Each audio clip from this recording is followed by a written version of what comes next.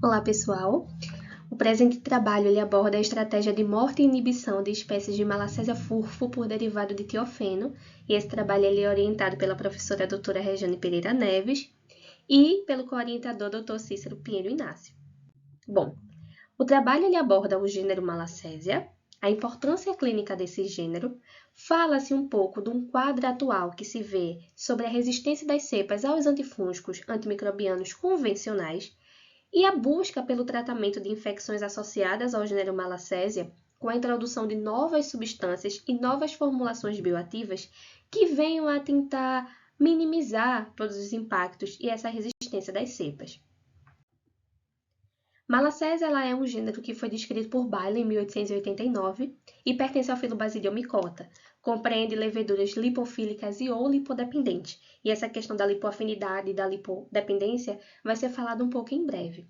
Mas elas habitam a microbiota autóctone, a microbiota normal dos seres humanos, da pele de humanos e de animais, sem causar danos a esses hospedeiros. Com relação à frequência e condições que esses micro-organismos eles vão estar nessa microbiota, vai depender muito de fatores que vão desde mais particulares a fatores mais gerais, como, por exemplo, a faixa etária do indivíduo, fatores físicos como o pH, a disponibilidade de água, a disponibilidade de lipídio, se há ali a existência de alguma substância que tenha características inibitórias. Então, tudo isso, toda essa junção de fator vai fazer a diferença nessa questão.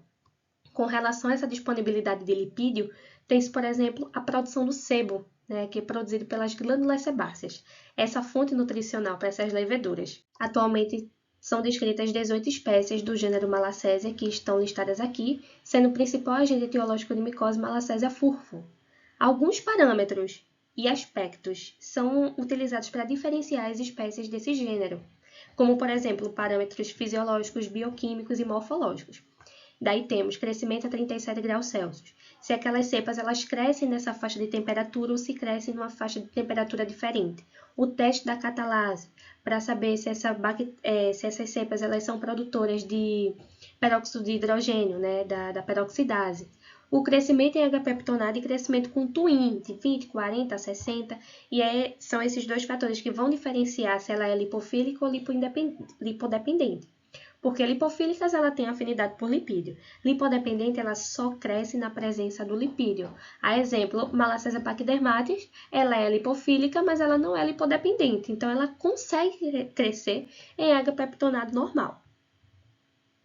As infecções causadas por esse gênero, por determinadas espécies, estão associadas à dermatite seborreica, à caspa, a infecções sistêmicas, à onicomicose e também a pitiríase versicolor, comumente conhecida como pano branco. Então, assim, as leveduras de um organismo saudável, elas estão ali habitando, fazendo parte da microbiota e se nutrindo daquela reserva, daquela fonte de nutrição lipídica que é a partir do sebo, produzido pelas glândulas sebáceas, sem causar o rompimento nesse equilíbrio e sem ter o estabelecimento de doença. No entanto, a partir de alterações aí desse equilíbrio, por exemplo, as leveduras de Malassezia, elas fazem uso dessa fonte de lipídio, do sebo, porque esse lipídio ele vai fazer parte da estruturação da sua camada externa.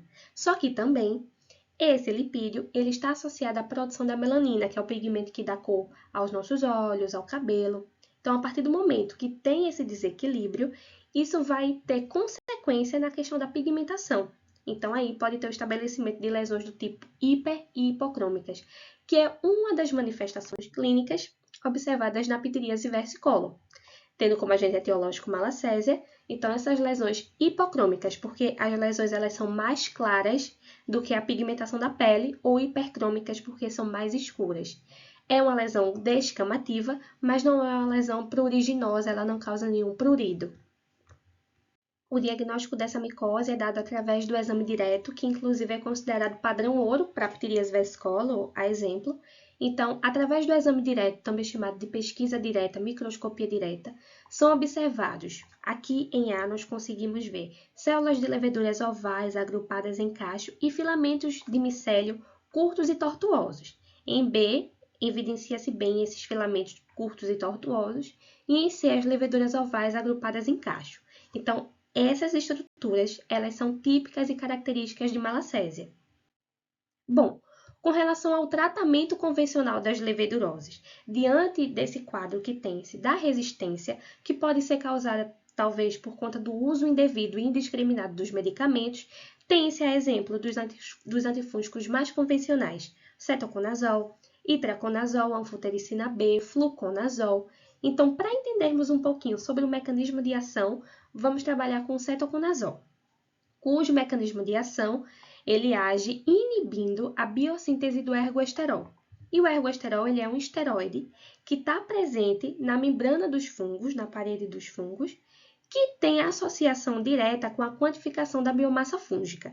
Então, a partir do momento que o cetoconazol inibe essa etapa, também não tem a quantificação da biomassa fúngica que está relacionada com o crescimento. Então, é isso que acontece.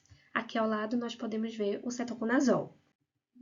Então, diante de toda essa questão da resistência e da necessidade de buscar novas alternativas terapêuticas, tem-se aí alguns compostos químicos que estão sendo bastante estudados e têm sido destacados por sua gama de atividade biológica, antitumoral, anticoagulante, antimicrobiana, antifúngica também nesse caso, que são os compostos tiofênicos, que eles são compostos químicos heterocíclicos formados por carbono, enxofre e hidrogênio. Então, o presente trabalho, ele vai abordar e trabalhar especificamente com o composto 6-CN, o derivado 6-CN, que tem esse nome bastante grande, mas que tem aqui, ó, 2-amino. O 2-aminotiofeno, essa composição da molécula, essa estrutura em si, é a que ela apresenta destaque na química medicinal. Bom, o objetivo deste trabalho é determinar a concentração inibitória mínima do derivado tiofênico 6-CN sobre espécies de Malassezia furfo. Para isso, nós obtivemos isolados que foram fornecidos pela coleção de cultura da Micoteca URM e pelo acervo do grupo de pesquisa Fungos de Interesse Médico e Leveduras de Interesse Biotecnológico. E aí, para isso, foi feito o teste de suscetibilidade antifúngica in vitro, seguindo os protocolos do documento CLSI 2017, só que com adaptações para o gênero Malassezia. Por quê? Malassezia ela não apresenta breakpoints, né, que são os pontos de corte, para que a gente tenha uma ideia de em que concentração essa levedura ela é sensível, a que concentração ela é resistente. Então, como não tem esses parâmetros, tivemos que seguir uma nova metodologia, como, por exemplo, o meio de cultura. A mudança foi o que comumente utiliza o RPMI, foi utilizado agora o caldo saborô acrescido de Twin 1%, né? Twin 80 a 1%, por conta da exigência nutricional das leveduras desse gênero. Como droga antifúngica, utilizou o cetoconazol, começando com a concentração de 16 até a concentração de 0,03 microgramas por ml. Por quê? Foi feita uma diluição seriada. Para o tiofeno 6-CN, começamos na concentração de 400 microgramas por ml, que foi decaindo pela metade por conta da diluição seriada. Bom, o isolamento ele foi feito em saborô, mais azeite, por conta da exigência nutricional dessas leveduras, foi incubado por 48 horas a 35 graus Celsius para que desse tempo dessas leveduras elas crescerem. A suspensão ela foi realizada em água destilada estéril, já foi uma outra mudança, porque o mais comum é que se realize em salina. Para a padronização dos isolados, foi realizado no espectrofotômetro, com 90% de transmitância a 530 nanômetros. A diluição foi realizada em caldo saborô, acrescido de Twin 80 a 1%, foram feitas duas diluição de 1 para 100, de 1 para 20, para que se chegasse a essa concentração final de células. Daí, foi colocado numa placa de microtitulação para que a análise de concentração inibitória ela pudesse ser feita. Detalhe, foram analisadas duas faixas de tempo, dois períodos de tempo. Por quê? Porque foi utilizada uma cepa controle, uma ATCC 22019, que é uma Candida parapsiloses, para que pudesse ser feito esse controle de qualidade. Então, com isso, depois disso, a análise da concentração inibitória foi feita. Para o cetoconazol, foi analisado em que concentração conseguiu inibir 50% dos isolados. E para o derivado tiofênico, que teve 100% do crescimento inibido.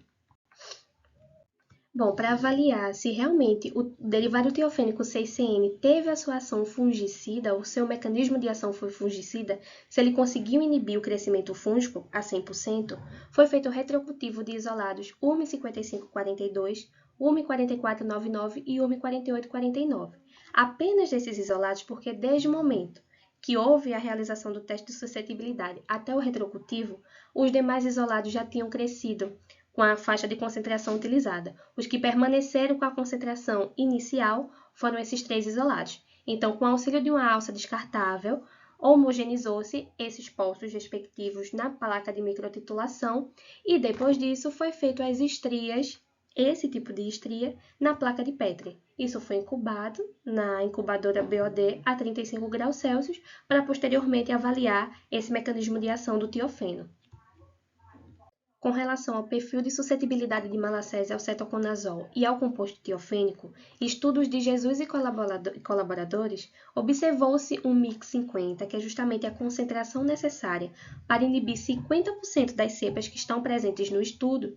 Foi observado um valor de 0,03 microgramas por ml, no intervalo bastante parecido com o testado nesse estudo, foi de 16 a 0,007. Do Weiler, esse MIC 50, essa concentração que inibiu 50% das cepas, foi de 0,06. Em ambos os trabalhos, o MIC 50 foi menor do que o observado no estudo presente. Por quê? Ao cetoconazol, levando em consideração o N amostral, de 6 das 9 cepas apresentaram concentração inibitória mínima de 0,25 microgramas por ml.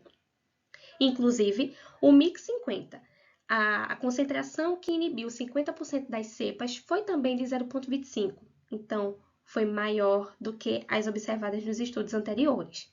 Já com relação ao tiofeno, como Malacésia novamente não tem breakpoint, não tem como se saber ao certo quais as suas concentrações que são sensíveis e em quais concentrações são resistentes, foi calculado também o MIC 50. E aí, a partir do N amostral, 6 das 9 espécies apresentaram concentração inibitória mínima de 200 microgramas por ml, sendo essa concentração também considerada a concentração inibitória mínima que inibiu 50% dos isolados. Então, aqui nós conseguimos ver que isso é realizado a partir da leitura dos testes. Por exemplo, o cetoconazol, começando a 16, 8, 4, 2 e 1. Nesse aqui, para esse isolado, fazendo essa leitura, o cetoconazol ele teve 50% de inibição na concentração de 1 micrograma por ml, que é o que nós conseguimos ver na tabela anterior, né? Isso. Para esse daqui, por exemplo, também sempre caindo pela metade, a concentração e a leitura é feita desta forma. Com relação ao derivado tiofênico 6CN, a leitura foi feita de acordo com começou a 400, que caiu para 200, e aqui seria 100. Então, para esse isolado, teve 100% de inibição na concentração de 100 microgramas por ml. A curiosidade é que, para a cepa ATCC 22019, que é uma cândida parapsiloses, não teve inibição no crescimento. Bom, diante disso, os isolados de Malacésia fulva apresentaram resposta inibitória ao derivado tiofênico 6CN e ao cetoconazol. O retrocultivo dos isolados URM 5542 e URM 4499 evidenciou que houve sim inibição em 100% do crescimento fúngico e, juntamente com mais estudos, para que veja a possibilidade dos derivados tiofênicos virem a se tornar uma alternativa terapêutica para o tratamento de infecções que estão associadas ao gênero Malacésia. E isso, novamente, juntamente com mais estudos para que identifique o mecanismo de ação, para que identifique a toxicidade, a ação biológica. Isso porque só estamos estudando um derivado tiofênico. E a partir da estrutura central, podem ter vários outros derivados. Essas foram algumas das referências utilizadas para a elaboração do trabalho.